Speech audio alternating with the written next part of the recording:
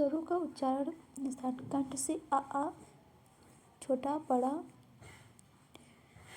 और आ यानी कि हर्ष स्वर आ, दीर्घ स्वर बड़ा आ, निरानुनासिक स्वर मौखिक स्वर आ, अनुनासिक स्वर अ। ये हमारे जो आ है वो कंठ से निकलता है।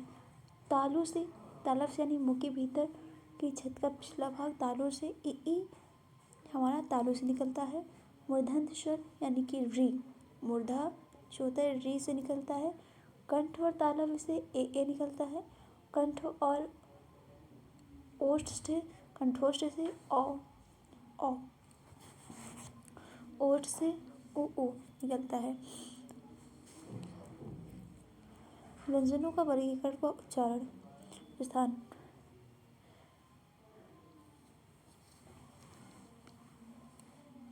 अनुस्वार अनुनासिक में अंतर। अनुस्वार के उच्चारण में नाक से अधिक सांस निकलती है। जो अनुस्वार होते हैं जैसे कि आ यानी कि जो अनुस्वार होते हैं उनके उच्चारण में क्या होता है, नाक से अधिक सांस निकलती है और मुख से कम निकलती है। जैसे कि अंग, अंक, अंश, इनसे क्या हो रहा है, जैसे कि इनसे नाक से अधिक सांस निकलती है। अंग, अंक, अंश। जो अनुस्वार की ध्वनि प्रकट करने के लिए वर्ण पर बिंदु लगाना जरूरी होता है, यानी कि इस पे क्या होगा, बिंदु होगा, क्योंकि यह एक व्यंजन ध्वनि है। तत्सम शब्दों में अनुस्वार लगता है, जैसे अंगुष्ठ, दंत, अत्र। तो अनुस्वार का तात्पर्य यह है कि जिस वर्ण का उच्चारण करने में नाक से अधिक सांस निकलती है उन्हें हम अनुस्वार कहते हैं।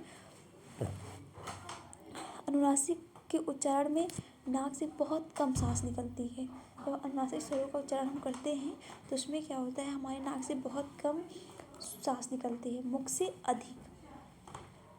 अनुस्वार में नाक से ज़्यादा निकलती है और मुख से कम निकलती है। अनुनासिक में नाक से कम निकलती है और मुख से ज़्यादा निकलती है। इसमें जैसे कि आंत, गांव, इसमें चंद्र बिंदी का प्रयोग किया जाता है या तद्भव शब्दों में इसका प्रयोग होता है अधिकतर।